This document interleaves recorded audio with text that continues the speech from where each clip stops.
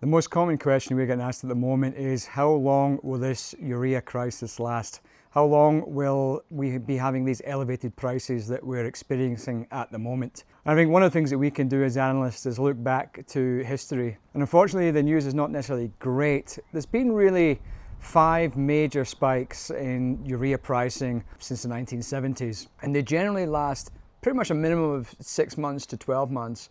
However, some of them have lasted considerable periods of time. So if we look at the energy crisis of the late 70s, early 80s, elevated prices remained for about 5 years. Hopefully we're not in that situation, but we have written an article on episode3.net and in the ACM papers, which goes through our analysis.